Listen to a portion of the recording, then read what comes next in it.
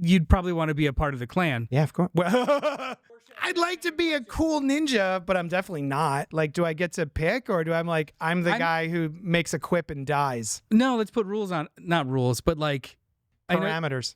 I know you'd probably want to be a part of the clan. Yeah, of course. Well, Phrasing. I don't know how to say the name. the Arashikage clan, more specific not the here. other clan. Let's go ahead and clip that one. Yeah. Foot Clan. They are taking recruits Clan- right now. yeah. Clan with a C. Clan with a C.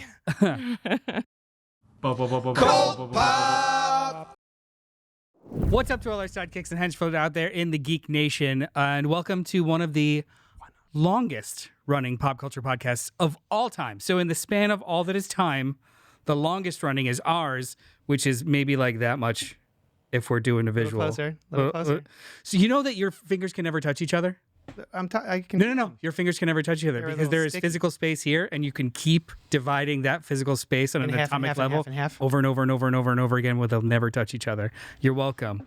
Well, hey, if you're new here, there's some information you may not have known. This is a place where we celebrate the things that we love, like movies, television, comic books, Al's affinity for cheese puffs. You knew the right thing to say. I didn't. AI's affinity for cheese. AI's affinity for cheese puffs, and all the other things that scratch your dirty, nerdy, itchy poos. Ah. Oh, okay. We're just going to keep going. Uh-huh. Tonight, we're broadcasting to you live from Yunkjunk HQ. Yunkjunk! A bomb-ass podcast studio. Popcast? Popcast. We're Popcast. Studio in Philadelphia, PA. We are kind of a popcast, I right? would rather listen to podcasts. Yeah. We're changing it here. You're welcome. I'm JD of Johnny Destructo's Hero Complex, located at 4327 Main Street, Philadelphia, PA 19127. It is a rad-ass comic shop that you know what? It's a rad-ass comic shop / gaming shop that caters to people who like comics and games and fun and friendship. So come buy my stuff and feed my son. Joining me in this adventure we call life is entrepreneur, entertainer, and my favorite person in the whole wide world, Su Shan. Cut to her. Did you cut to her, Terry? Cut to her. Always. Close up. Yep. Also with us tonight is Noel Hi. of a physical Wait, space. don't cut to me, though. Noel of a physical space, which is a digital space that celebrates physical media. You can find him at physical _ media _ space. Or some people say at physical space, all underscores. I don't like that. I don't either. But we also want to draw your attention to the producer extraordinaire. He's behind the Vicious Marshmallow, a.k.a. T to the Airy, a.k.a. Eric. a.k.a. the Butcher of Beanie Core. Ooh. Oh, because he's got the cute hat now. He's a Beanie Boy. Yeah. Um, Little beanie baby. Producer Beanie Baby Terry, Boy. as well as his trusty sidekick Noah. Friends, I have 2 questions for you. Yes. 1, if anyone that's watching or listening wants to know more about Yunkjunk HQ, Yunkjunk! the space services where they can inquire these, find these answers. You need to go to the YouTube. That is where we do most of our communications now. Leave us a nice comment anywhere and send us a note. We would love to have you. We have a bunch of great programs here at Yunkjunk. So like and subscribe, because that is how you become a fan and get to see us more and make us more popular. Boys, what do you think of that? I would love to be popular. I'm cool with just Never being. been popular. I'm cool with being perceived. No. I want to be popular, but not perceived. No, I just want to be. I just want to be seen. I see. Here. I see you, baby. You want to ask the second question? Sure. All right. If you could go back in time to witness something, not change it, what would it be? The death of Whitney Houston. No, I'm kidding. We were just talking about that the other day. We were. Really? Wow. It was. We went to a nice restaurant. We finally went to the restaurant. Oh yeah. How was Yeah. Fiorina? Free. It was awesome. Right? Yeah. They play serves Tetris you? with the tables. It's cute. They're just constantly changing and switching. It's like Inception when on the everything's rolling in on itself, except it's tables. There are so there's a tiny restaurant near us called Fiorino. It's in between your fingertips. Yeah. Is how small it is. It is an old house that they just turned into a restaurant. So Yeah. it's like one little dining room. 3 people work there. Yep. The chef, the old man, and the young boy. Yep. Yeah. Yeah. Yeah. It's true. It's basically the cycle of life. Yeah. Yep. Just works there. I think they're all the same person. Italian. Travel through time. Yeah. What'd you get? All I remember are the desserts. Eggplant rotini, spaghetti with clams, calamari, a tiramisu, and a cannoli. Hot Is damn. it tiramisu? Tiramisu? Tiramisu? That was neither of the options I gave you. All right. Anyway, What about you? what would I go back in answer time the to question. witness? Yeah, what would you go back that's in why time to witness? We were talking Yeah. about her, about Whitney Houston. Because JD was playing a romantic soundtrack. Yeah. So, I was like, let me put on the romance. And Su Shan was like, no. Please stop I this. love her, but like for not in that moment for whatever reason. So So Terry never answered the question. Yeah, you Yeah, want to I would. I also would not let Hitler into art school. I would be there to witness him not getting accepted to art school, and I I wouldn't have let a him in. Rudolph. That's a good troll. Do you know, Terry, do you know that is a scene from a television show called Preacher based on one of my all-time favorite comic books? No, I Yeah. didn't get that far in that show. For some reason, I fell off that show early. Because it was bad. Yeah. It just wasn't the comic. Yeah. I think It tried so hard. I think the lead props. didn't have it. But yeah, there's the scene where he's Unfortunately. in a diner or, in a restaurant, not a diner, the old German diner. Oh, come enjoy a wonderful sausage as the diner. And it's him just not getting into art school over and over and over again because he's in hell. Yeah. That's pretty funny. Anyway, Well, would you go back in time? what would I to go witness back and something? witness but not change? Yeah, I think I put that caveat in the question because that's such a You got to choose Hitler. no. You don't gotta choose Hitler. You got to That- kill him. every conversation. change it, though. There's a whole saying That's like what I'm saying. If you were going to change it. every conversation about time travel, it's just the conversation's over when, the random person's just like, go back and kill Hitler. Like, Yeah, that's what I'm saying. it's no longer a thought experiment. Right. It's just like a, What would I how do I want virtue the not hardest? change? Like, what do you want just this experience that you weren't alive for? Can I witness the Big Bang? Like, am I outside of time and space? If that's the, Like, those are am the I words you wanna just put on it. existing there I mean, and I just can just witness watch? it. Sure. Yeah. You're maybe. Dr. Manhattan. I don't Yeah. know. Okay.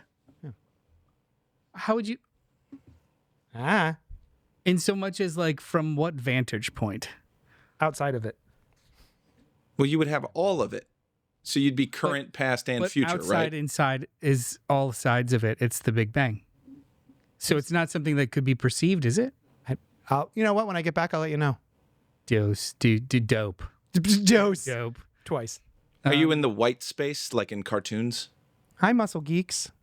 What's up, fellow geeks? Hey, should we move on from this question If you want to. to the next part? Tonight, we're going to talk about the brand new Weird AF movie from Gore Verbinski. What a name. Good luck, have fun, don't die, which is also the title of the movie. It's good advice, but it's the title of the movie. But before we do that, we're going to talk about what we've been enjoying this week in a segment I like to call What's Poppin'. And then two listener emails and other bits and bobs. Remember, if you're here live, like some of the people already in the chat, feel free to comment, like, subscribe, hit the bell icon so you know when we go live, and post new content. Do that stuff. If you're watching this later, you're not live, but you're watching in your real time, but it's not the real time as when it's going live. You could do that shit also, because we love back and forth, whether it be on the emails or the comments or the thingies. Yeah. All right. It's Yeah, Sean's turn. yeah, you go. No, You I was read like, you read the prompt we're now. Improving. Yeah, a little bit. I'm a pooper. You can also send show emails to cultpopgo.com. Nope. Oh, nope. That's not an email address. No, it's not. cultpopgo@gmail.com. And we'll address them here on the show. You first or me first? We got two letters. You go ahead first. Because we got letters. Oh, we have letters? Oh, we have lots and lots and lots and lots of letters. This one's from Alice. Who? Because it's from the show that your other favorite podcast, which is Inside the Morgue. Oh, I watched that one. She the rules are if you're not on the show, if you're part of the core three, you have to write an email if you're not on the show. Hello from Nola, Colt Poppers, writing this email the morning after Mardi Gras / birthday shenanigans. Please forgive. Why are any you doxing typos. her? Sorry, I am absent this week, but when you are a spooky bitch whose birthday falls on Mardi Gras, you use the travel points you saved for a honeymoon that didn't happen. Hey, Terry, mark one on the board for a mention of a wedding. It's that didn't on the happen. board. And you go to New Orleans, baby. Having a blast in New Orleans. And obviously, while I am here, I am thinking about vampires, particularly the vampire Lestat. In anticipation of the upcoming Vampire Lestat show, AMC Networks and Lakeshore Records released a single on Friday the 13th by the world's first immortal rock star, the one and only Lestat de Lioncourt, titled Longface. And I had to, of course, listen to it several times. I have mentioned before my love of the Interview with the Vampire series, as well as loving immersive fan experiences, so I thought it was really fun that the show released a single not by Sam Reed, the actor, but by Lestat himself. Now, I have a question for you, my dear cult poppers. What do you all think of this kind of marketing? Do you find it fun and immersive for fans, or a cheesy marketing ploy? Or a fun third option I haven't thought of because I have been drinking too many hurricanes? Sorry again for missing this week. Please accept. I accidentally pressed a button. Please accept these pictures of me inside a coffin at a vampire boutique as an apology. Throw them up on the board. Put them on the glass. Dump them out. Dump them out for us. Dump 'em out. And a bonus pic of a ghost face sighting on Bourbon Street. Love you, nerds, and see you soon. Alice. So the question was, do you like that kind of marketing? May I go first? Sure. I love that kind of marketing. Not only do I like that kind of marketing for things that are coming out, but I also like in-universe swag. I could have a Stranger Things t-shirt that says Stranger Things on it. But if I was going to get one, I'd probably get the Hellfire Club. Hellfire Club. I was going to go with the radio Squawk. station, Squawk. And in fact, I bought myself the aforementioned Preacher comic book, was my all-time favorite comic book. The character, Jesse Custer, gets a Zippo from his dad, who in turn got it in Vietnam from Duke. John Wayne. Yeah, from John Wayne, and it says "fuck communism" on it. So I, being a fucking nerd, bought a Zippo that was blank, took it to an engraver, and had "fuck communism" engraved on my Zippo, even though at the time I don't think I was even smoking anymore. So I just bought a Zippo I was never going to use and had it engraved because it was from Preacher. So I love in-universe swag like that. I'm a big fan. So this sounds very, very cool. In fact, G.I. Joe, for fans of G.I. Joe the cartoon, there was an episode where the Dreadnoks created a fake metal band called Cold Slither. I was going to say something Slither, right? A Cold Slither. And notoriously terrible. Hair metal. Hair metal. Yeah. 80s hair metal. This past year, 2025, several months ago, they released a Cold Slither album that you can listen to anywhere. You could buy the vinyl. You could buy t-shirts. It's a fake. How bad is it? It's pretty bad. I immediately put it on my phone and listened to it on my way to go pick up Kai one day, and I was so excited. And your 4-year-old was like, no. Off. Yeah. No music. So yeah. But I'm a sucker for that type of. Do you have any kind of like immersive marketing? Yeah, I mean, I'm down for it. I can't think of any off the top of my head, but like, yeah, I think it's fun, and it can be cheesy, but that's okay too. Yeah. I'm like that, like just be creative, and get people's like attention. Mm-hmm. There's so many things that distract us now, and it's another distraction for sure. But it's a fun Baseline one. marketing distraction. Yeah. Yes, yeah. But yeah, I don't collect things like you do, so like I can appreciate the swag potentially that comes with it, but like I'm not gonna get it. I have what's a couple examples. What? This shirt. I made this shirt. Yeah. This is basically a Johnny Destructo's Hero Complex shirt, but nowhere on here does it say Johnny Destructo's Hero Complex. It's a design I have that just says "Read more comics or else." Yeah. Okay. And it's for like it's slightly different, but it's kind of like for people in the know. So I was thinking more along the lines of, like with Lestat, I was thinking more along the lines of, on the Scott Pilgrim album, it's the band Sex Bombs songs. Yes. That's not. I could just hear those songs and see the band as Sex Bomb, Yeah. and have no understanding of where that comes from at all. Mhm. Like there's no actual connection. Same with like Fever Dog, Almost Famous. I haven't. The band in Almost Famous, Fever all Dog? those actors, Yeah. they actually learned how to play, and they did like an EP with like 4 songs, and that's that's fun. all their names. And That's stuff. pretty cool. Like not the actors' names, stuff like that. Yeah, Like, I like that stuff. but I don't know if I would count It was Beck, by the way, merch. Yeah, I know. from Scott. I don't know if I would count merch because I have I remember I have this because I found it in my basement. The angel marionette puppet from Yes! Smile Time. Yes. But I don't think that's Buffy not and Angel. immersive. That's just merch. Yeah, that is merch. But it's still pretty cool. It's cool as shit. It's pretty cool. But the stuff that you don't necessarily need to know, it's from the thing, Yeah. right? That's the weird stuff that's just like, "Huh." Or like I'm sure they have like freaking what installations. Mhm. Like advertising installations, like you're at an event and stuff. It's just like, hey, here's a new soda, and you find out later on the soda is actually like a part of a movie marketing that's not connected. Like those kinds of things are interesting. Mhm. I don't know if they work. They're just kind of like good stories or like I bought a can hashtag of Duff. Johns. Yeah. Well, It's not.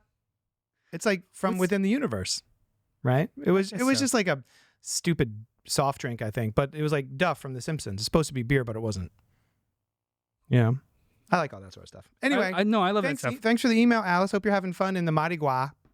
Second email comes from Christopher St. Saucy. Good night. I'll keep this one simple. Spoiler, it's not very simple. There's a lot of franchises. For instance, if you were a mutant in the TMNT world, what animal would you mutate into? Su Shan first. Oh, jeez. Yeah, these are quick, rapid fire. A red panda. Red panda? Dope. I was gonna go with not a red panda, but it's a the long slinky stinky things. They look like a red panda, but they're long slinky stinky things. Possum? Lemur? Almost. A raccoon? No, A trash panda? people have them as pets, but they have their Sugar glider? Oh, a gland- ferret? Ferret. Oh, a ferret. Okay. Ferret. What would be your specialty in G.I. Joe? JD. Oh, my specialty. Yeah, like basically your code name and then what you do with it. Is it something I can have, or is it something I would have? Sure. I mean, I would like. I to feel be like this is like a Rorschach I'd test like kind to of a be question. a cool ninja, but I'm definitely not. Like, do I get to pick, or do I'm the guy who makes a quip and dies? No, let's put rules on. Not rules, but like Parameters. I know you'd probably want to be a part of the clan. Yeah, of course. Well, I don't know how to say the name. the Arashikage clan, be more not specific the here. other clan. Let's go ahead and clip that one. Yeah. Foot Clan. They are taking recruits Clan- right now. yeah. They Clan don't with a want- C. Clan with a C. Arashikage. How do you spell that? How many Ks? Arashikage? How many Ks? Anyway, Arashikage. Arashikage clan. Arashikage. Arashikage. Arashikage clan. I already have the tattoo. That's what I'm saying. No, wait. Nope. So what I'm saying is G.I. Joe specific. What roadblock or the Jeep guy or clutch, like what would your thing be? Ninja. That's not a thing. Wait, I'm sorry. Road guy is? Well, roadblock Roadblock. is a big dude that does a thing. You're just saying ninja. I want to be one of the ninjas. I want Like to be one of the ninjas. specialty name, like code name. Oh, code Yeah, name. yeah. Oh. Create a character for me, my guy. I see. Like Yeah. Beachhead or Yeah. I see. Because even the ninjas have yeah. snake eyes. Wrecking ball. Okay. Because I have one testicle. Or- Bing. And then your special move It's kick in the nuts. It's a kick him in the nuts. Do you have a G.I. Joe? Not specific. I could make one up. I Make mean, one like, up, Yeah, yeah. I would maybe like a spiderweb as the name, and like a character that has like really fast knot tying abilities that can just look at always this has one. rope and just can like either like propel themselves places or like And all your Capture weapons are like people. net based and shit. yeah, or like threaded like special threaded clothing that you can just like kind of So unravel. she understands the assignment. She Yeah. does. I like it. We know where And this that is just going. unlocked a new kink. We know where this is going. If you were a vehicle or item, which transformer? Oh, I would be a Mini Cooper S. Okay. Love those things. You got a name? I would love to have one, but I'm poor. It would be Cooper Coop. Coop. Hanging with Mr. Coop. Yeah. I think I would be an El Camino. Nice. And my name is Kruk.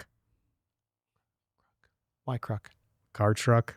Oh, it's a car truck. Kruk. Nice. You got one? I like my Scion. It's so like nobody cares. You Be a can Scion. be like a ninja transformer in a Scion. I was gonna, a nondescript scion means that you're part of like the group that does recon and Yeah, spy missions Nice. under the radar. Transformers question. Yeah, Is there a boat or submarine? there's got to be.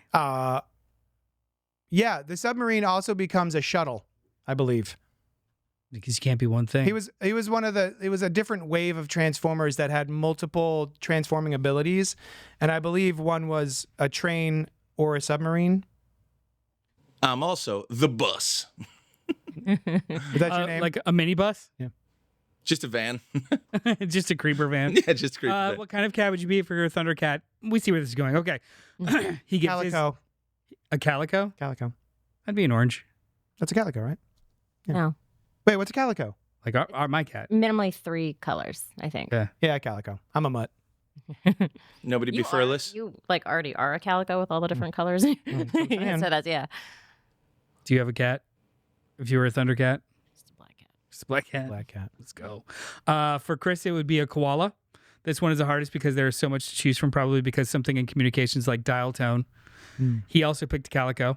Nice. Black 1985 Toyota SR5 extra cab pickup. Way to be specific. That I don't know. Oh what wait, that no, there's means. more. Featuring a 2.4 liter 22 RE engine, 5-speed manual transmission, black roll bar, KC highlights, and 33-inch tires.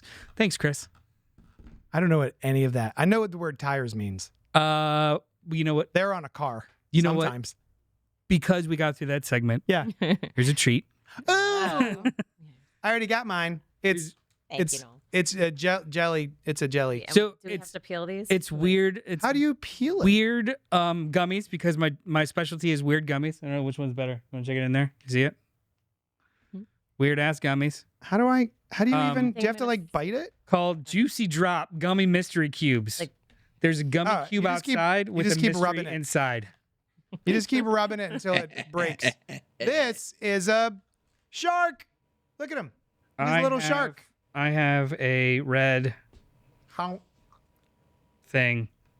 Juicy. Oh, it's a turtle. It's a turtle. Oh, that's cute. I have a red turtle too. Me too. Now can I eat the candy coating? I just did.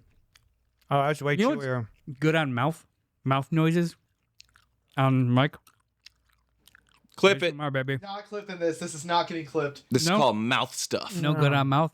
No. That's a good name for a podcast. Mouth stuff. ASMR. Good mouth on mouth. stuff. Get some dentists. Good I mouth saw. stuff. Oh, the inside's like wet. Sam C3PO said, "Did you buy those at Wawa?" Question mark. Give me another one. I don't know.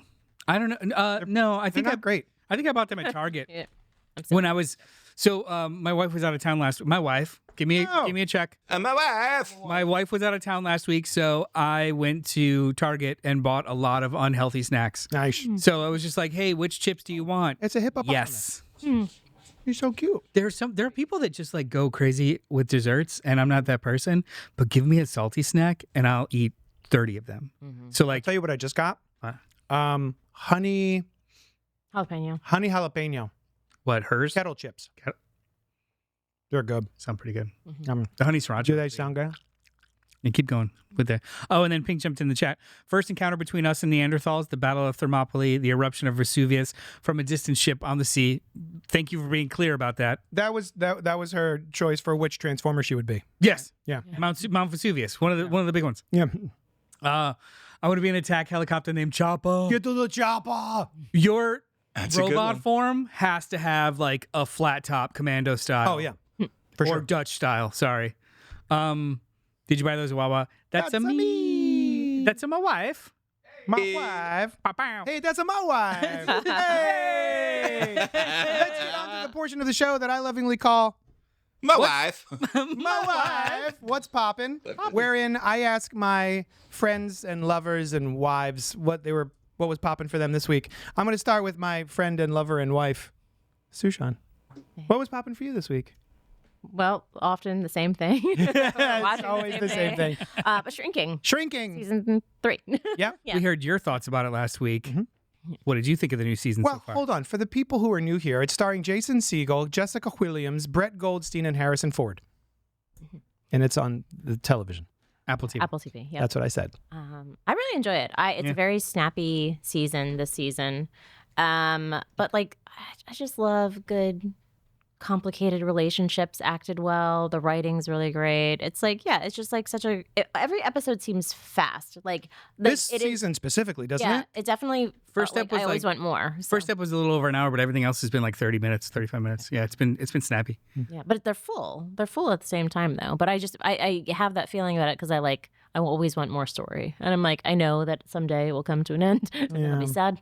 It's no surprise that it's the same creative team as Ted Lasso, because it felt the same way, where it was efficient storytelling. It didn't overstay its welcome. It was like full. There was no wasted space. Yeah. It was just like meat on the bone. And Are you watching season 3? Yeah. Oh, great. We're up to date. Oh, awesome. Yeah. One of the things that we were talking to each other Didn't about. see last night's. What? Oh no, We haven't seen it yet either. us neither. Was just the jokes per minute on this season. They've really stepped up the comedy a bit. Yes. I think we've gotten through a lot of the gravitas, like the big traumatic moments so far. And now we're just vibing, we're having fun as characters. It feels like. Yeah. Would you say? Yeah. Absolutely. Noel's thinking. No, I agree. It's a wonderful show. Yeah, Like I no notes. No notes. It's a really, really wonderful show. My mom has been watching it. She has Parkinson's, and we're both kind of like learning. It's good representation. Mm-hmm. It's very good representation, and it's just a wonderful show. I'm delighted anytime Harrison Ford's on screen. Yes. Yeah. Like, I'm just happy he's there, you know? It does feel like, and I don't think this is a spoiler, it feels like he's backing away. Like, Well, the character is backing away from his career, right? But it feels, I just wonder what they're going to be doing with him.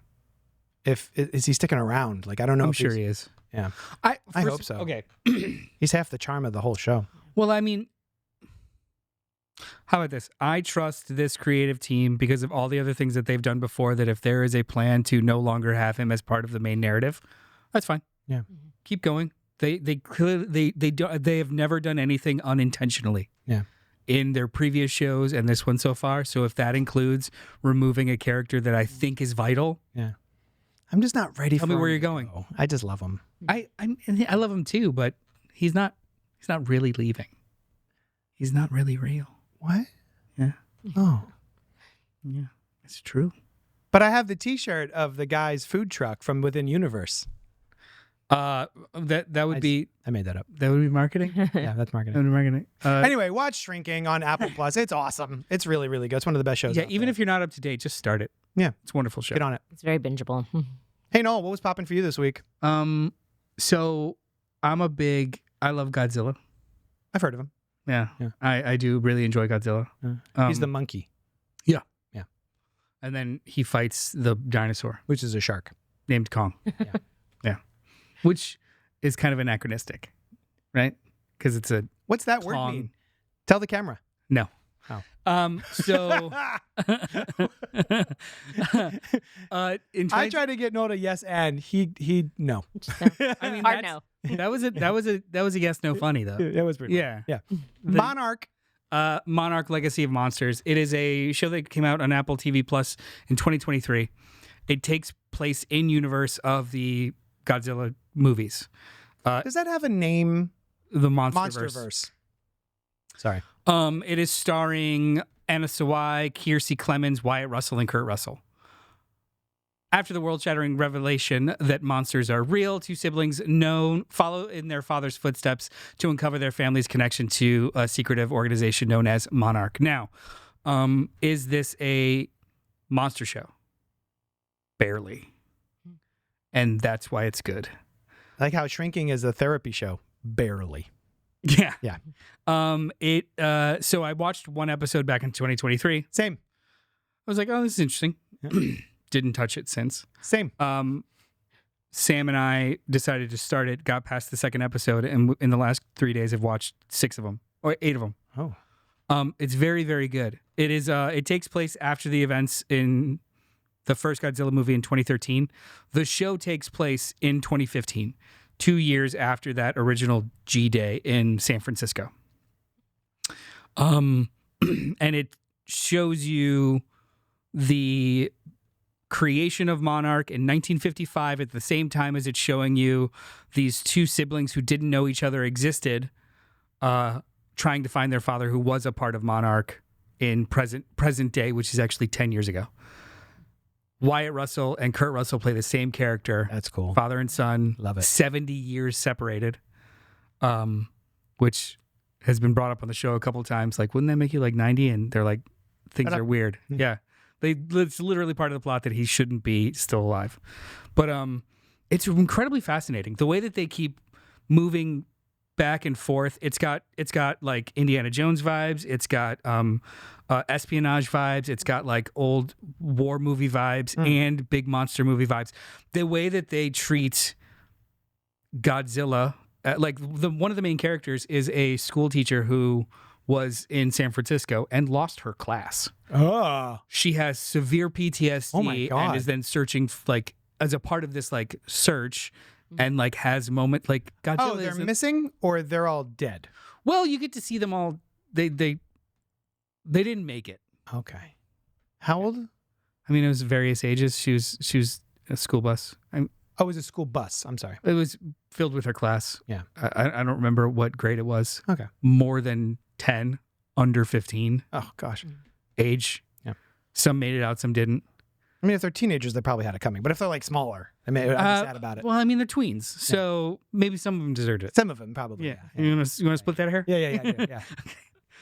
It's just a really well done espionage-esque show Nice. with tons of great actors. Yeah. And really great special effects. Why am I thinking Watanabe? He's not involved at all, is he? No, he was in the Godzilla movie. That's what it was. And they do reference him because he was the show too is like it fills a weird gap of how this altruistic organization based on science becomes like militarized in the 50s and then how to swing back from like it's actually really cool. Nice. It's very like fiction juicy. Mm. Yeah. And the new season is coming up later this month. Yeah, I keep seeing trailers for it while we're watching Shrinking, I think. Yeah, I was surprised that it started in 2023 because I don't think I saw that with you, the original episode that you watched, and it was new for me. Yeah, it was one of those like I'll give it a shot, and then if I think it's worthwhile, I'll tell Su Shan about it, kind of thing. Yeah.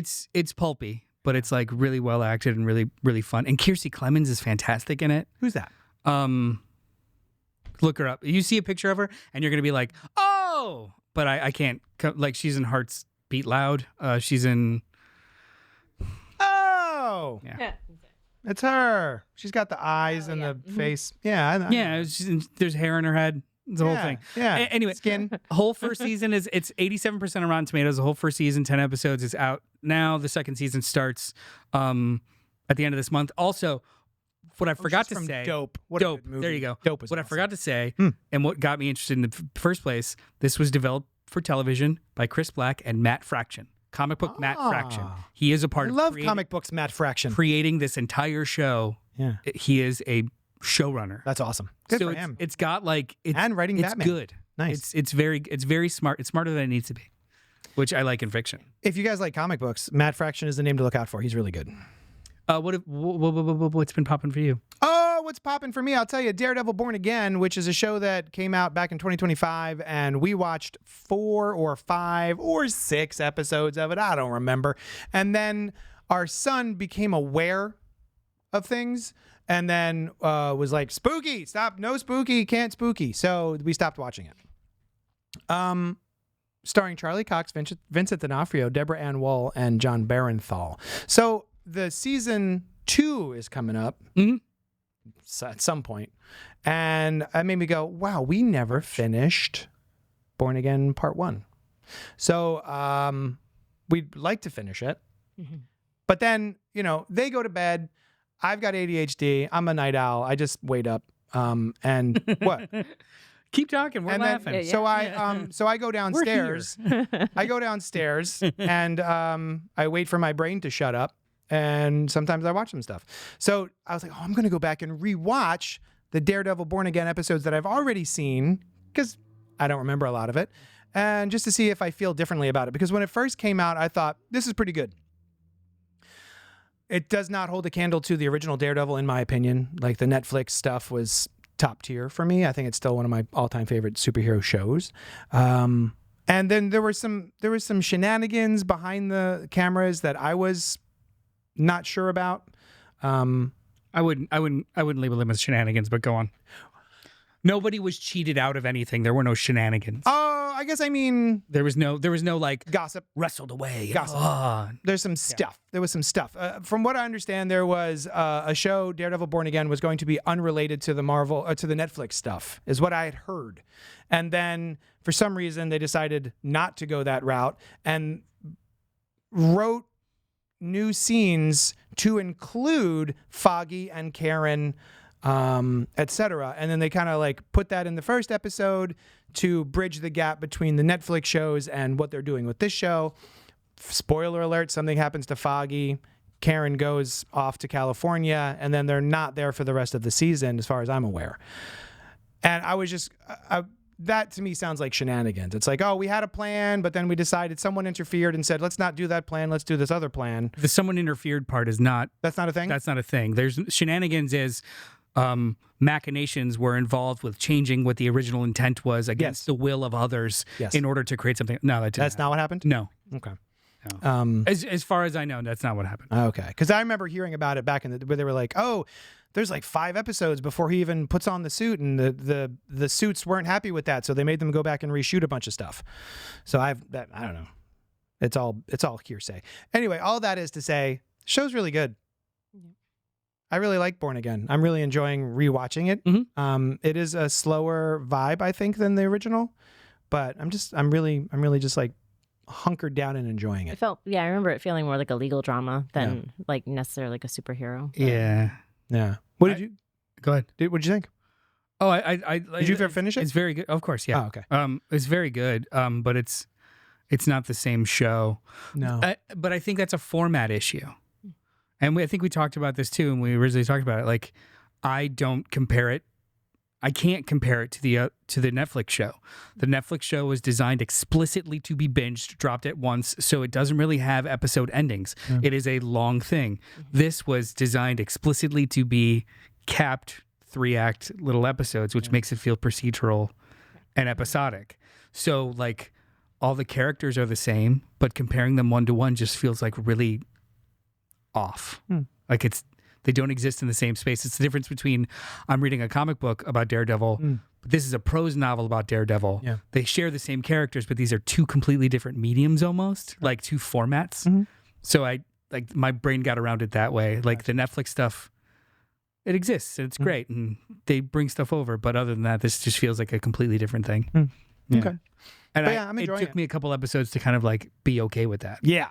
Because episodes end with like needle drops that are weird. Right? Yeah. And there's like, you know, the original show was much more like atmospheric, and this one's just like walking slowly and staring up into a building and then fade to black. Like it just, they have these like very television trope things. Yeah. So it's like, I have to be okay with that. It's fine. Yeah. Plus, you know, a whole new supporting cast and all that sort of stuff. Yeah. And I read a bunch of like postmortems about it that like a year later that weren't just the internet freaking out. And it was, they filmed about 4 episodes worth of stuff.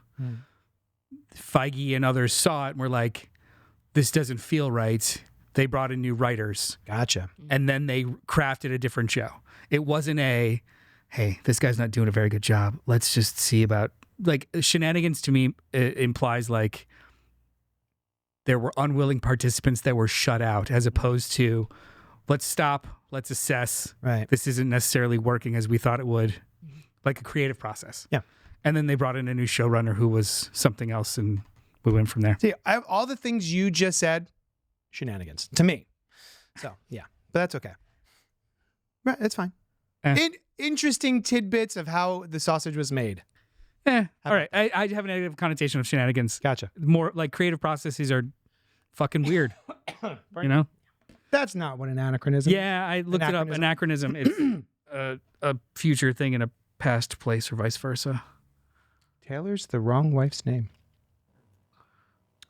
Oh, typed the wrong way. There we go. There we go. All right. Hey, should we go on to the main review of the show that we're here to discuss this evening? Let's do it. Let's do it. It's Good Luck, Have Fun, Don't Die. Came out in 2026. That's the now times.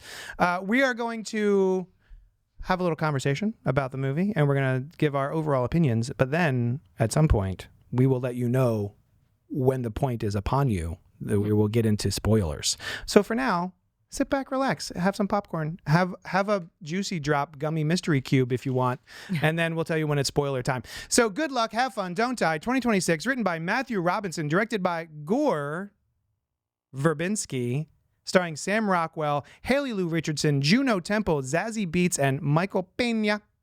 It's just so good. Oh, it feels so good to say Pena. Claiming to be from the future, a man takes hostages at a Los Angeles diner to recruit unlikely heroes to help him save the world. Rotten Tomatoes has it at a 83%. audience score of 86. with a Metacritic score of C7. Uno, dos, tres, 67. cinco, seis, siete. Yeah, that's right. Let me check your Mexican. Take them off. Let me check your Mexican. Inappropriate. Yeah. See, he's That's all right. he's Mexican. Now, barely I know half. it's Spanish, but he himself is. Anyway, so what did were you looking forward to this? Let me start by saying I had no idea this movie existed until maybe a month ago when we saw a trailer. I don't even own a gun, let alone enough. Multiple guns to facilitate a gun rack. That's right. So I saw a trailer for this movie and I went, Sam Rockwell, this looks like a perfect Sam Rockwell bit. This is very cool. I want to see this. And that's all I had going in. I read I want to say like a year ago, I read an article about it. Oh. Because it was at like some festivals. Okay. And it sounded cool. And I think they shared like one picture of him in his suit. Okay. His weird suit. So it's just like, hey, the new Gore Verbinski movie. I was like, Very wet. Gore Verbinski hasn't done shit in a while. Yeah. That's really crazy and a weird premise. Cool. And then didn't think about it for a while. Yep. And then saw a preview. I was like, oh shit, that's that movie. That's that. So it was like very low key simmer, not following it. Just it kind of popped out of nowhere. Yeah. Did you have any, were you like, ooh. How? Okay. Yeah. What do you feel about Sam Rockwell? Because to me, that man is a genius. I love that guy. And I He wish is he a got genius, more but work. he's not in everything, and he's not like everything he's in is not good. No. Yeah. But everything he is in, He's good. I think he is good in it. Oh yeah. Yeah. And he picks interesting projects. He will always be my Zaphod Beeblebrox. That's right. Nice. Were you looking forward to this? How do you feel about Sam Rockwell? Oh, I'm always a fan. Yeah? Yeah. She's always down for some Rockwell. Yeah. Yeah. Well, and also like, I mean, he's more of a character actor, and that's like a different casting. So, but he like chooses really well. I mean, Yeah. like you said, maybe not sometimes the whole movie is not, Yeah. but like that he is all in for his character. Yeah. Whatever he's Never because of doing. him. Yeah. Right. Exactly. Ever. Yeah. I mean, I only saw the one trailer, Yeah. and I thought it looked really cool, and I was like, definitely wanted to see it. Yeah. So, yeah. Yeah. The conversation usually goes, hey, honey, I have to watch this film, enter film here for the podcast this upcoming week. Are you interested in seeing that in the theater? If not, I'll just make other plans. And this was one of the ones you were just like, oh, yeah. Same with my wife. That. I was like, hey, we have to do the thing. She's like, what are you watching? I was like, well, it's gonna be, yep, put it on there. It's gonna be Good Luck, Have Fun, Don't Die. She's like, is that movie that's all weird? I was like, yeah, because we saw a trailer. Yeah. I was like, yeah. That's She's all like, weird. I want to see that. Yeah. I was like, all right. Which is funny because this does not look like a movie. I would not think that this looks like a movie that has broader appeal to what we would be interested in. So I'm tickled that the wives. The why? Yeah. This does count? I don't know. This does feel hyper specific. Yeah. Like even the advertising for it seemed so hyper specific that it's just like I don't know if other people want to see this. That's what I'm saying. Yeah. Well, So, I mean, you got enough from the trailer. Like, this is either time travel or sci-fi, which is the same thing. You know, like a category. I mean, right? sci-fi's real, but go on. Yeah. Well, yeah. Or no, time travel's real. Go on. Yeah. And either way, we win. Yeah. That's fine. It's true. I do like a time travel. So what did you think of Good Luck, Have Fun, Don't Die? Su Shan? I loved it. Did you? I loved it. Nice. Yeah. Nice. Yeah, I wasn't. And again, as we're watching the movie, I know I am tickled. I am delighted. I'm having a good time. And I go, I don't know how she's going to respond. There's always so what'd you think? And I don't always know what the answer is going to be. But yeah. What was your theater like? Paint the picture for me. So one of the smallest theaters and two other couples besides us. Yeah. That's it? That's it. Yeah. We saw it in Cherry Hill. Smaller auditorium, but about 30 people in there with us. Nice. Oh, wow. It was full. It was- Oh, see that? But was it a good vibe? There are Is it- parts in this movie. Everyone was incredibly respectful because honestly, I don't think there were passerbys that were like, "Yo, we'll go see that movie," and then be on their phone. Everyone that was there Locked in for intended to Rockwell. watch this movie because there's like the title is not inviting, the poster is not inviting, Yeah. so like it's not a. They're not killing time to see this. They actually want to go see this. The title is so uninviting that multiple times before it was time to go see this movie, I was like, "Oh, we're gonna go see something. 3 things. Something, comma, something. I don't remember the name of the movie. There are parts in this movie Do stuff, eat food. that are so out there.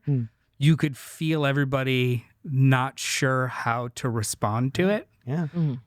To the point where we took my sister also. My sister came with us. She made some audible noises, and I was like, "Shh, I think I did too. no."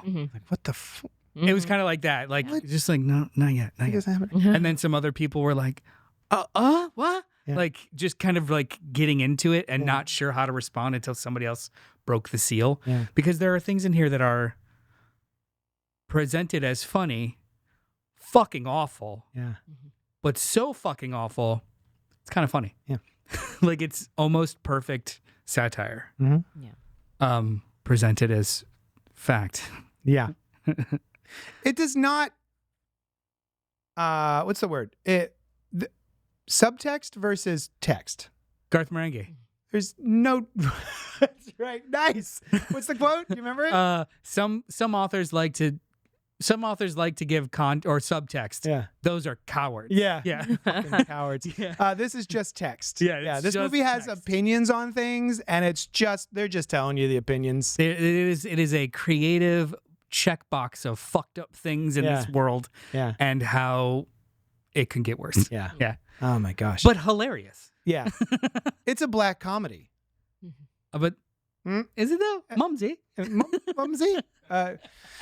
That's a throwback. I also thank you for asking. I love this movie. Good Luck, Have Fun, Don't Die is a wall-to-wall baller of a film. This was so much fun. Very, very dark, but hilarious and delightful and fun. And I kept thinking, what did I keep? You went to Everything Everywhere All at Once.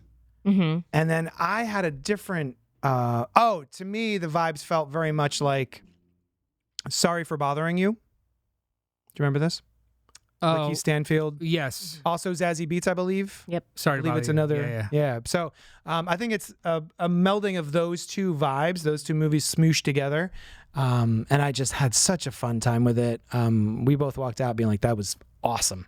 God damn. I feel like Everything Everywhere was broader. It was more. This is gonna sound weird, but I think Everything Everywhere All at Once is much more accessible than this movie. I agree because the dark part of the comedy didn't get as dark. Well, So- also too, I think that even with the cultural specificity, with specificity, when you're that specific, it almost feels more relatable because everybody has specificity.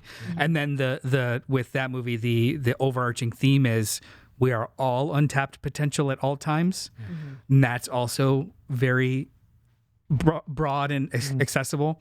This is like hyper specific. This one feels less accessible. Maybe it's the time travel of it all, because even in that, it was more like side travel. Multiverse. Yeah. Yeah. But this being like constant loops and just fucking up people as you go. Yeah. I don't know. Everything Everywhere has like an emotional center that makes feel more accessible.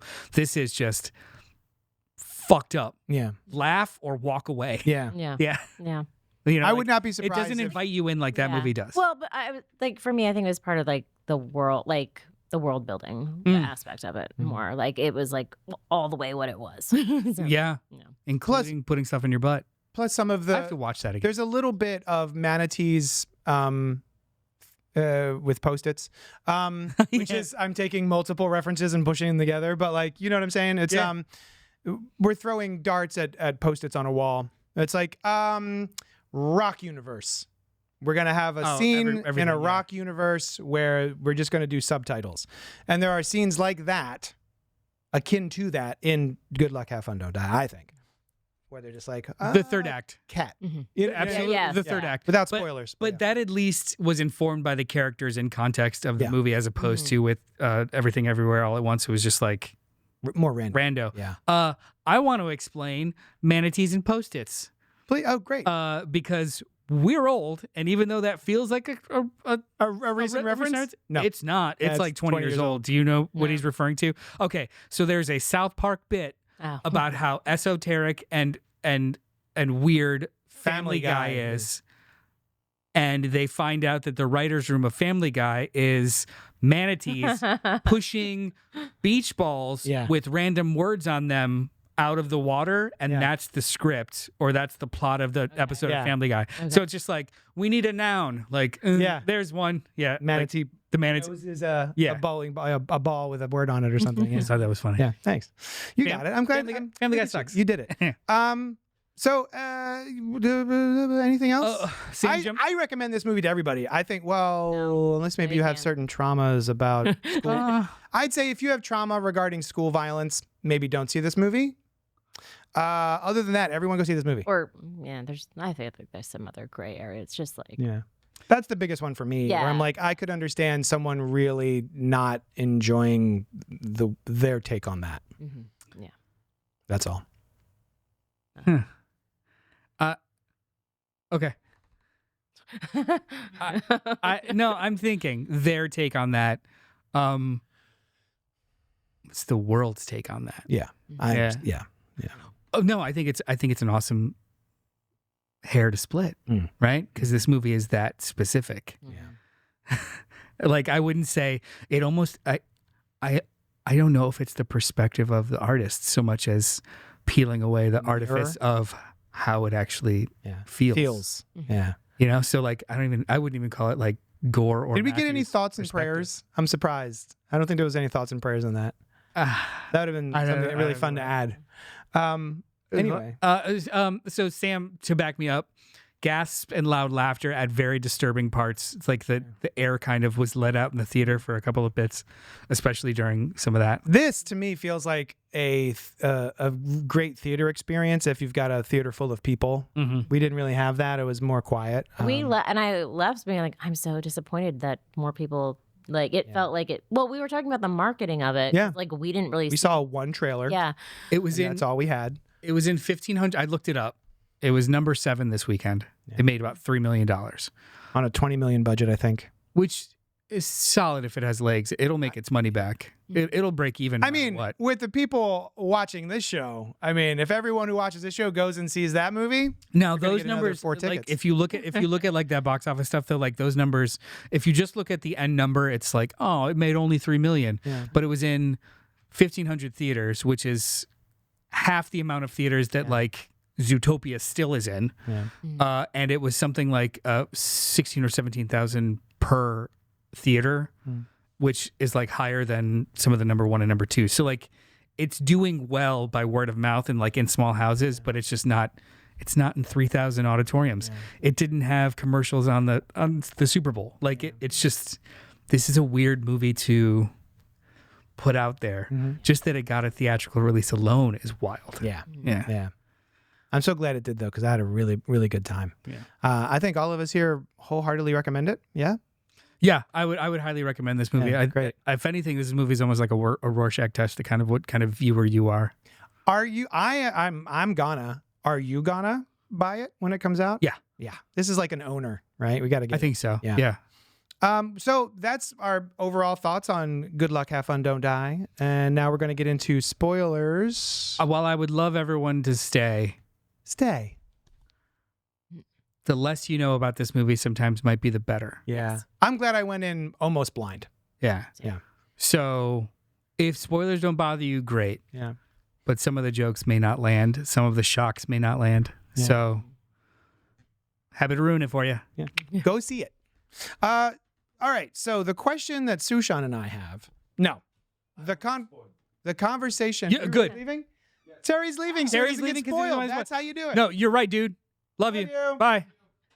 Sam says we went on a Sunday at 1 p.m. and it was packed. So, all right.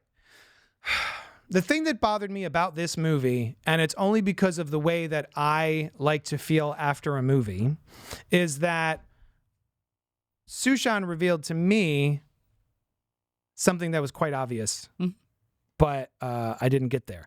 I went, okay, so they fail. Spoiler alert, they fail. And then everything resets.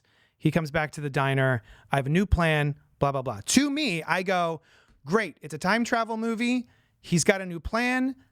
Here we go. This is the one that may or may not do it, but at least they leave you with a modicum of positivity, and that way didn't work. This MacGuffin was bullshit. I've got a new idea, and that sounds valid. Great.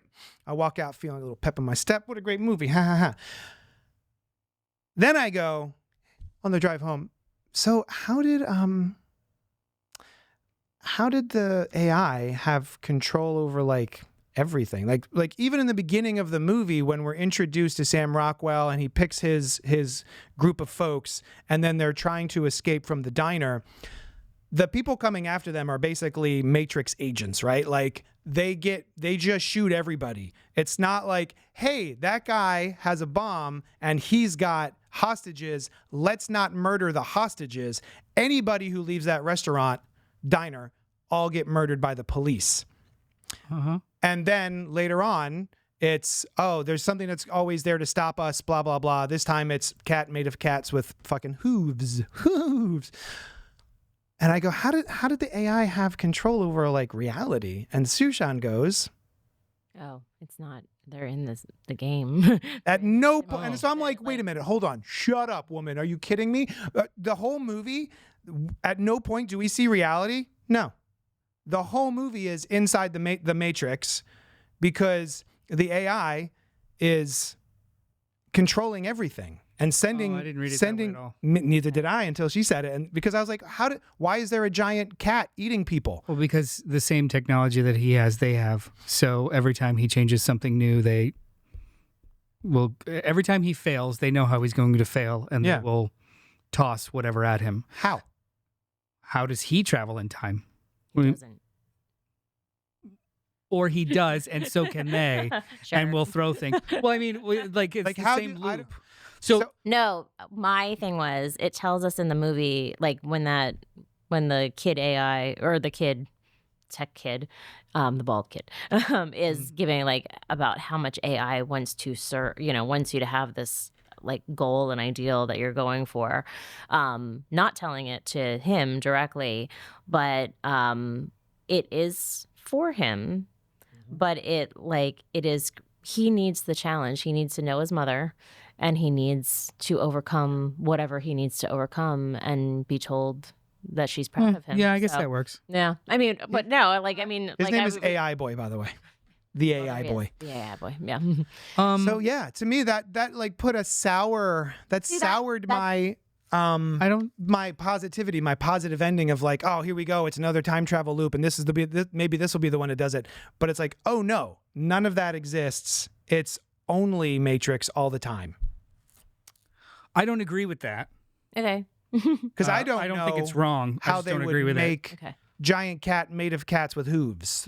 You know what I mean? Like, Well, I mean, there's a shit ton of things like that in there. In so much as they don't explain the technology whatsoever, you just accept it as you go.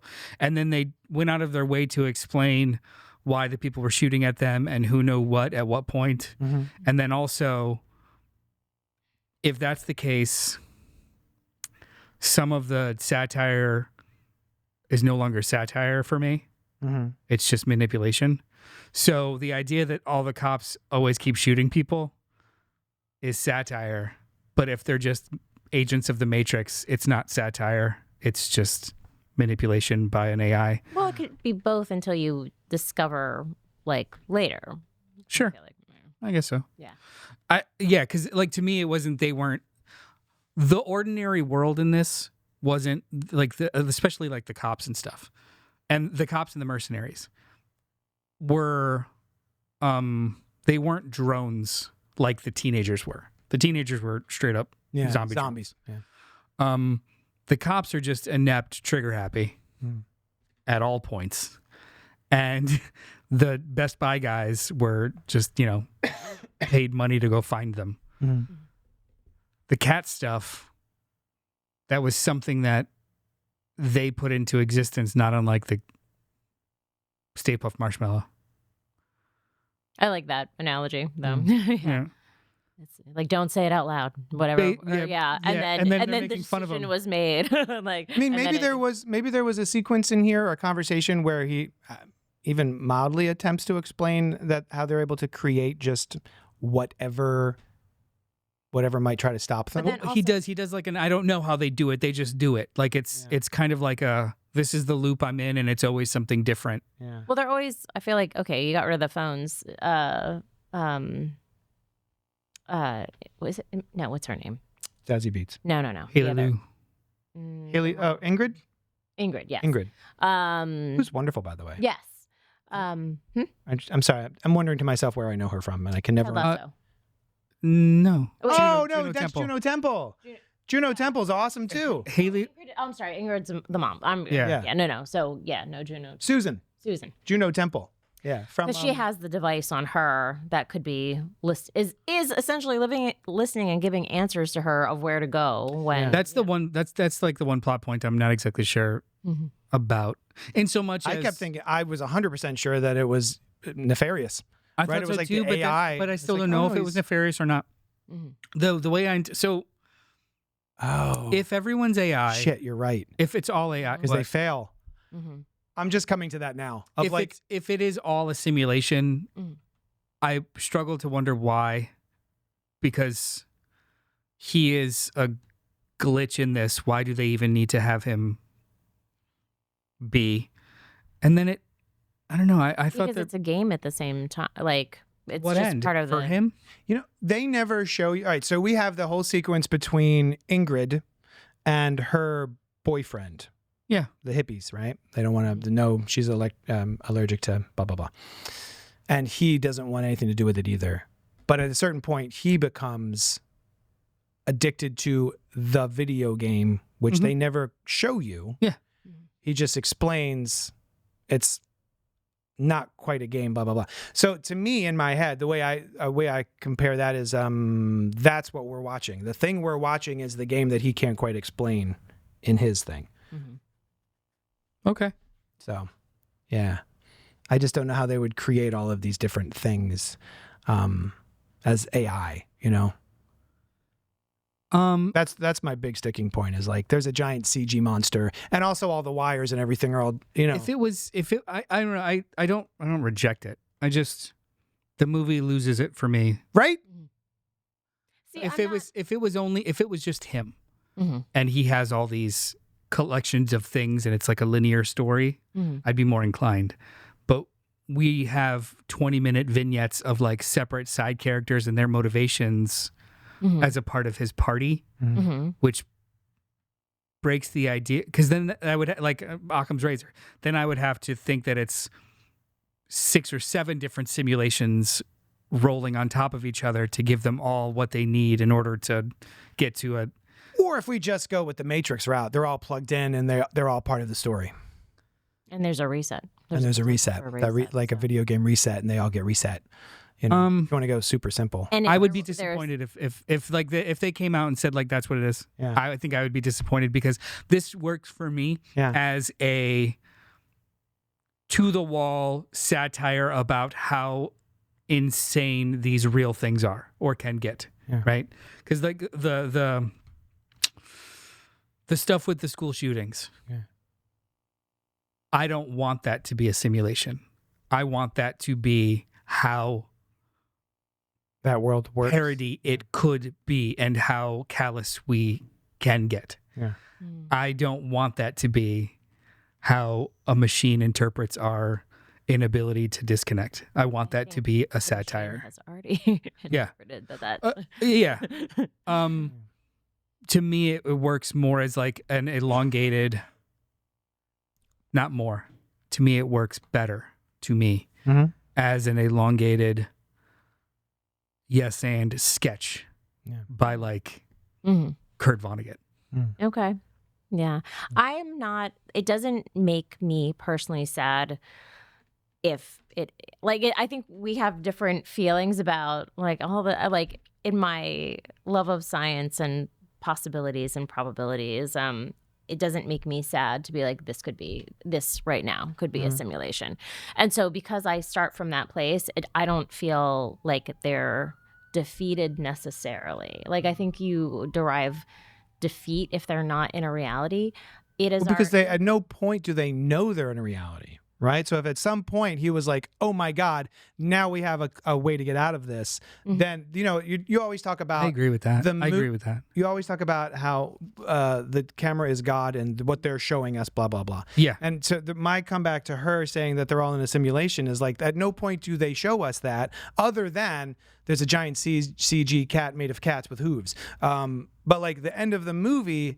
There's a revelation for the man from the future is his name in the cast, Sam Rockwell's character, that, oh my God, okay, the MacGuffin that I had was bullshit. Here's the real thing, blah, blah, blah. So that's the movie telling us now there's a positive ending. But it's only when I go back and look at all the different things that I go, oh, maybe she's right. Maybe it is all just the Matrix top to bottom, all the way down. Well, there was part of it too where like he announces when they're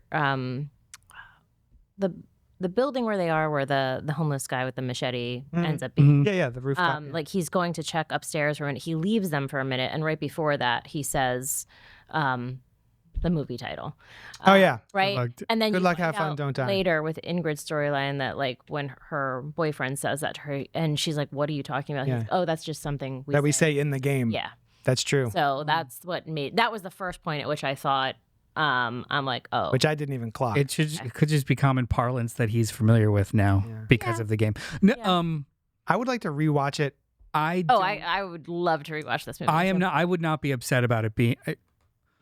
I'm not upset if we found out that we are on a simulation. I actually don't give a shit. Oh, I don't give a shit because it's all personal. Like it's all just your experience. Right. It's all just so if that was like revealed as the thing, I wouldn't be upset feeling like the characters don't win.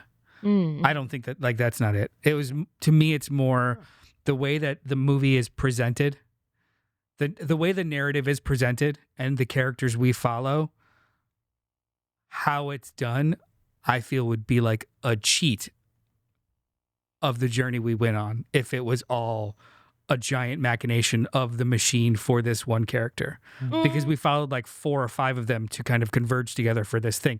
I don't need it to be a happy ending. Yeah. That whole thing with like, oh, you're the cure. I'm like, and they're going to do it 30 more times. Like, like I actually didn't think that was a happy ending so much as like the struggle is the ending, not the magic bullet. Like we just keep going because that's what we do. Yes. Yeah. So I guess that's hopeful. Yeah. Your wife. The sentient AI, which has learned to travel backward in time, manipulates reality, including cloning and blending creatures as part of its efforts to secure its own existence. Oh, that's from an article in Polygon? Yeah. Okay. Cool. All right.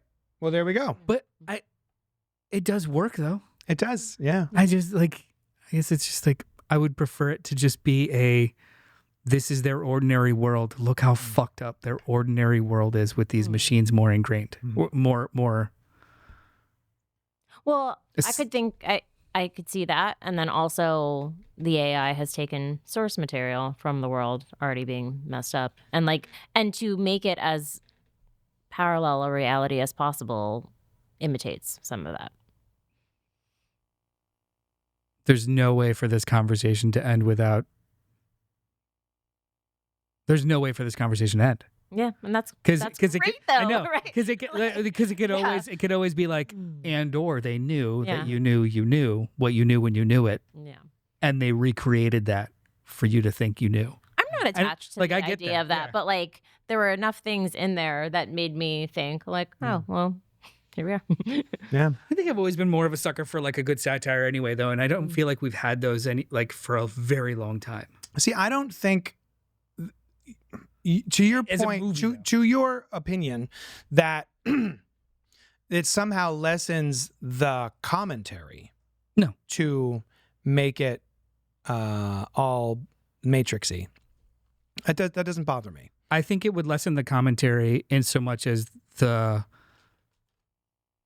character's experience, but it wouldn't lessen the commentary as script, as text on screen. Okay. I also think that it wouldn't lessen the commentary at all if it was revealed in the very last second that this is all its own ruse and these are my machines and these are my puppets to carry on with what they do. Like if that was shown at the very end, then it doesn't lessen anything because the whole point is that it mimics this and this is their reality. But for it to be nebulous, if at all, for it to be nebulous and not a part of the expressed drive and goal of these characters, then I do think that it would be a bit of a rug pull that wasn't earned. Do you know what I mean? Does that make sense? I was so attached to these characters and them not even surviving, but just getting through, that if it was implied but never revealed to me that it is a facade, I feel like it's a little bit of a failure of the storytelling because that's not a part of what you're showing me. Part of what I do like about when Su Shan brought that up, despite my initial disappointment and hesitance, is we have so many conversations about what's the phrase? Media literacy. And everybody, especially recently with Matt Damon and the Netflix conversation about them requesting movie writers to screenwriters to have constantly talking about what they're doing multiple times, and let's rearrange our action sequences so that there's one in the first 5 minutes because people are second watching, they're second screening things. And what I like about the idea of what Su Shan is saying is that it feels like something that they didn't explicitly tell us, but they did if you were paying attention. Like if you weren't second screening this movie and you watched the whole thing with eyes, Su Shan's eyes, that you would get that. Do you know what I mean? Like theater without a second screen. No. I'm not. That's not a negative. That's not what I'm trying to say. But that was what I liked about it. It was like, oh, they could do that, and because as I'm talking through it with her in the car, I go, well, the movie doesn't show you that it is a matrix, right? But it does if you think that it does, right? Because in my brain, there's no way to make a giant cat made of cats with hooves. So that could be the movie telling us, well, this doesn't exist in real life. How would this even happen, even if AI existed to this extent? How would it create this living, breathing thing that would eat people, right? So that's, as I'm walking through it in the conversation in the car, I go, oh, shit. I guess maybe it was telling us that it's not, because where would that thing even come from? You know what I mean? Like that sort of thing. I think it was telling us it's not in the very last 2 minutes. So, no, hang on. That's not what I meant. I don't think that the whole movie is a simulation. Okay. But I would argue that the last 2 minutes of Ingrid being taken away is potentially a simulation because they didn't get to turn it off in time, and he bounces, and this is like her new reality. And she doesn't have the technology to stop it. Yeah. So that could potentially be a little pocket of we win. But all the things that happened before that, I'm not exactly sure. Unless she figures out a way to escape, at least to separate herself, then that is a different line of reality. So for the likelihood of him coming back in the way that he did, I think changes because he did not incorporate her before. He had never incorporated her before that in the other 100 runs. Yeah. But they imply that was intentional. He knew. Oh, yeah, they said it. That's what I'm saying, though. But like the minute in the timeline that he does decide to incorporate her, the idea is he didn't do that whole time, and he keeps being able to come back. Her stream, her now new timeline might change the timeline and he might not be able to come back. I mean, it implies that he does, but like there's so many variables that he changed by choosing her that As long as she just doesn't die, he can always come back. yeah, essentially. But then also like that is its own. See, what kind of time travel theory are we talking about? That's its own thread now. Right. Yep. And he goes back to the beginning of that thread that was created, so it's not that thread anymore. Right. That's what I'm saying. So yeah, sure, multiverse. Yeah. But still, I wouldn't argue simulation. No. Personally. I like that. I feel like it could be either. If in comparison to like a Matrix, I think the really, in the satire of it, they've chosen to be there. And that is a different type of simulation. Especially the fourth one. Did you get to rewatch the fourth one? No, I didn't. That's basically. Did you remember Resurrections? I rewatched it and I actually liked it 10 times more than I did when I first saw it. Okay. But that's basically the end of the movie. Like originally they had a tacit agreement of let us keep doing this thing and we'll let you keep doing that thing. It lasted for a couple decades, but then, still power shifted. At the end of this one, they're like, no, we're going to fucking change this. We have power now. We're going to change this world how we want to. Because they aren't just happy being in a simulation and knowing it so much as, well, if we're in a simulation, we know they can change everything. And they do. I'd like to That revisit to me is a winning while knowing. And it shows us that, right? Great comment by Sam. This is giving me time motion sickness. Nice. Sam, what do you think? Is it all a simulation? Like time travel on top of a simulation? Nah, fuck that. Give me one Well, it's not, high though. concept Well, at a time. I feel like it's not time travel then. It's just restarting a game. It's respawning. Right? Well, I mean, on the outside of the outside of the outside, for the characters in the movie, it's time travel. Oh, yeah. In the game, it's time travel. So time travel has a high-level concept on top of, haha, it's all a simulation. Going back to the camera is God and the screenwriter is God. Just the camera, actually. That's the camera? Just... Yeah, for real. The screenwriter is just concept and dialogue. The director still is God and can choose to just show this while something else is happening over there because they are dictating that that's what you should see. Right. So like almost more so than the screenwriter. Doesn't it bother you that they don't explain how cat? No. You're just like, it's a weird weird reality. I mean, AI can make cat. They do contextually explain that when he talks that in the house when he has the whole spiel about they're able to do these things at this moment and I'm never getting past here. They explain how crazy it can get, and then they in dialogue introduce it. At this point, I'm also buying time travel.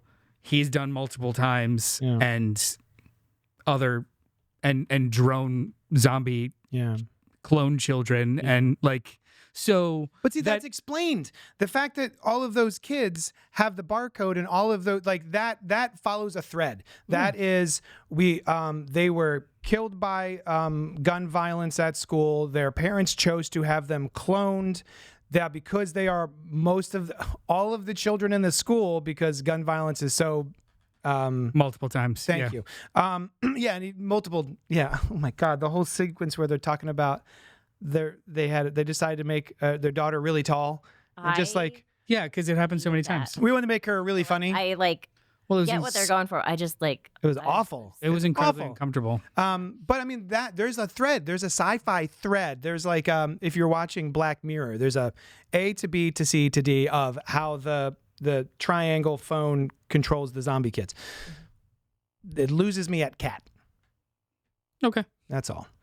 I thought and that's why funny that she went. I'm gonna pose with his giant monster. I'm like, is that where we're at? Okay, kind of. Yeah, no, I know. It didn't lose me at cat. It didn't lose me at cat because it was introduced in dialogue, and so was cloning, and so was the absurdity of the obstacles they throw. It didn't lose me there, and nor did I think it was a simulation. Also, it's picked from the things that they said a scene or two earlier, right? That could have been That's why if he's how would AI hear that?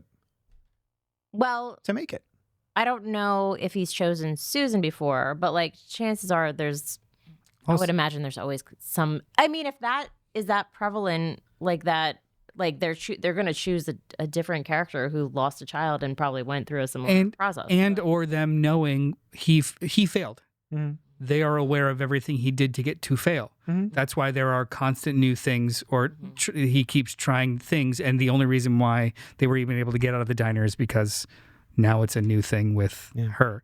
Yeah. And now when he does it again, they will know that seller was there and they can't do it again. Yeah. So him failing, them saying that shit and failing Cat hooves. gives the ability to like, well, we're going to clone a fucking weird goddamn thing and throw it over here and Okay. yay. All right. That's just as plausible. Yeah. I don't know. And they did make that clone really fast comparatively, so they I'm could, saying. like throwing. Yeah.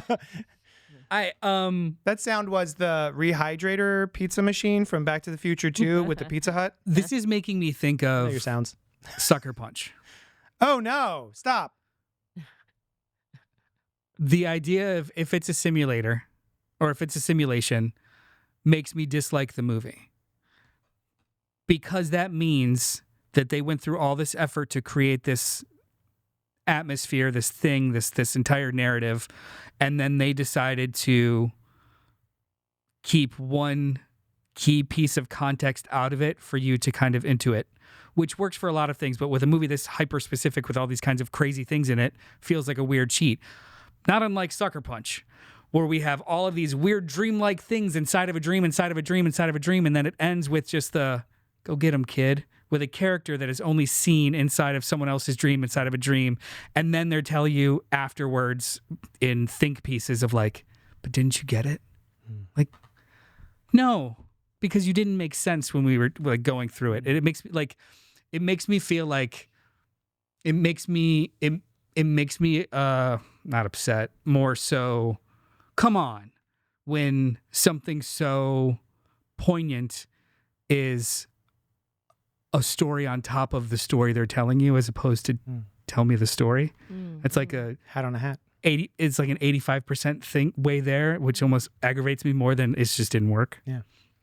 It doesn't bother me because I think like subtext, they're reminding people like to keep feeling, to keep paying attention, and not just to give in to like the world as it is, right? No matter what, even if it is a simulation, those are the important parts of humanity, and like keeping those human qualities and to keep trying and to, so that for me is like Perseverance of the human what spirit. made me like it so much. It doesn't matter either way to me, honestly.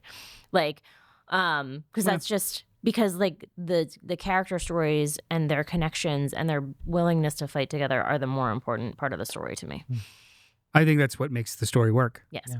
And I guess the only difference is I feel that if what they went through was just a machination, then it makes their struggle a little less poignant for me. I think that's why I was a little disappointed when But- yeah, it doesn't but- like it's like, oh, it's just Also just there's no getting just out the of this. context of the movie, like the presentation of the movie, how Gore Verbinski kind of tells this story with no subtlety. Yeah. It makes it. It's like then that means the machine has that perspective of no subtlety and of like high concept weirdness. And I don't know if I will ever I don't know if I'll ever feel not weird about accepting a machine has that perspective, because they would be the eye of God in this scenario if it is all their machination, So like if it is all a simulation, then that means that the AI is the director, the one that's showing us this story. I also think because like it's so flawed for humanity that like if an AI were to interpret us, we would be very flawed. Yeah. So Hey Noah. Yes. Can we go ahead and get Gore Verbinski on the line, please? Yeah, let me start dialing. Thank you so much. Like, what were you going for? Yeah, what were you doing there, bud? What do you feel? Oh, fuck off. This And- is awesome. This movie's fucking awesome. It's so good. I I love love this talking. conversation Yeah, that we I had, love right? talking, The yeah. fact that we can have this conversation. Awesome. I wasn't saying that you weren't watching the movie. I was just trying to explain. I think that I don't think that point applies to this movie. Okay. That's actually, you know what, the whole stuff with all that stuff about Matt Damon, that's not a new story. Oh, I know. That's a 50-year-old story. Oh. Right. There are script doctors and stuff who would talk about how you can't have 10 pages without a fight scene. You can't have 6 pages without another action sequence. Man, there Like are- they would math it out. Yeah, books upon books about the formula Yeah. of screenplay So- writing to get it sold. So now it's just one extra layer of, just in case Say it somebody again. pauses it, you have to also in dialogue say where you're at every 15 minutes. Yeah. To me, it's like the same math that they're applying to stuff that they were 20, 30, that Jerry Bruckheimer was like, that's too soon. It's too long before an explosion. But Throw it one has in. shifted based on current attention span. Yes, absolutely. But the idea of that being like a motivator for that, I don't think that they would hide more in a movie to make you more pay attention. Just like, this is not a movie where we're not going to pay attention, where you have to pay attention. Right. I wasn't saying that it was purposeful. But I don't think the two things were connected. I was connecting those two things in my brain: the second screening conversation and just the fact that this I movie misunderstood may you. or may not have had something that was specifically said to the audience. That's all. Yeah. All right. But I do love the conversation. Mhm. It was a great Yeah, movie, no, and I can't wait to watch it again. I misunderstood as so much as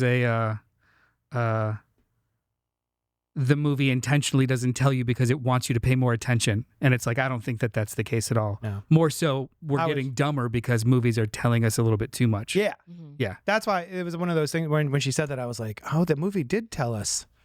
The movie did tell us that it was in a simulation because Cat. Hang on, though. The last thing I will say, though, sometimes that's awesome. When the movie tells you over and over again what they're doing. Like it is awesome. Yes. Like what? Oh, Top Gun Maverick. Top Gun. I knew. Top I Gun knew I said Maverick, Top Gun. F1. These There- like it was these, F1. That was the these other one. movie-flavored movies that are like Dad movies. dad movies. Yeah. Yeah, it's true. They continually reassess the stakes for you, so you're never lost. Like, did you get to see Top Gun Maverick? You probably I did. Yeah, I was not. It did not have my full attention. She was second screening the whole time. She was like quadruple screening. the if you have a chance to even read the script, it is just mathematically perfect. Like you don't even have to feel the feelings of the characters on the screen so much as this is just such a perfectly put together movie, like chronologically, because like from jump they are describing what they have to achieve by the end of the third act, and then showing you stages of it in each act as a rising action. So by the time the third act happens, you don't need explanation, you don't need anything extra, and you know exactly when it falls apart. Okay. Yeah. So Oh, like that's great. Yeah, like it's not like a. It's I not remember somebody- knowing, like I didn't, like I, it's like, it's just not because it's so handed to me, it's not my type of movie. It was more of like rewarding at the end, being like, instead of somebody doing ADR in a cockpit of like, no, you're not supposed to do that. Like you were a part of the entire journey. And when it starts to fall apart, you become more invested than you were for 2 acts. Right. So like, it was just like a perfect rolling downhill kind of a movie because they were so repetitive with you. And it wasn't always the same type of repetitive. It was Which is we're great, going to though, show too, you yeah. on the board what you got to do. We're going to go trial runs to figure out what you have to do. We're going to show you a simulation and how this person can do it and you can't. And then like they're in it. It's movie flavor, dad movies. Sorry. Movie flavored No, movies. but and also, that doesn't generally, like, for that sake, like, just knowing whatever detail, if it's a lot of detail and you're giving detail, people are only on average retaining 20% at a time. Basically, So like yeah. if you you need the payoff for the audience for its popularity to make sure you almost over-explain. And going on, like, and in the just in the idea of teaching people, you have to present it differently for different types of learners. Yep. So you've done your job. When you're talking about it being like perfectly, that's great. That's actually great. So Yeah, so like I don't think redundancy is a problem so much as just like intelligently operationalizing it yes. in art. It's just awesome. That and like then you end up having a fucking movie like F1 being nominated for Best Picture. Like it's not because it's better than all of those. It's just because it's such a well-crafted, put together, It was pretty good. executed It was. movie. I watched Well, it. it was the acting was Yeah. great too. Yeah. So yeah. Well, thank you so much for hanging out with us. Please go see Good Luck, Have Fun, Don't Die. I think this movie deserves to be seen in the theater on one screen. Seek it out. Yeah. Seek it out. Next Wednesday night, same bat time, same bat channel, we're going to be doing a Scream franchise kills bracket. We're going to be going through all of the, not the Scream movies. This is important. Not the Scream films. Or killers. We're not ranking killers either. Just the murders. Actual murders. Just murders bracket. Murders all the way down, baby. So thank you for hanging out with us. Also check out the Fresh Floppies podcast where Jeremy and I talk about this week's comic books, but without spoilers. Go to a physical space, physical _media _space There it is. on Instagram. Go look at all this. You just got a bunch of boxes in the mail, didn't you? Your boy found. Is that you? You're my boy? Yeah. Okay. No. Found a subreddit where they just do swaps. Nice. Oh. Yeah. Okay. I spent shipping. Nice. You got to, Just cycling it's a good shit out. Stack of stuff. Yeah, it was awesome. Yeah. I was So so happy. thank you so much for hanging out with us, and we will talk at you later. Thanks, honey. Yunkjunk!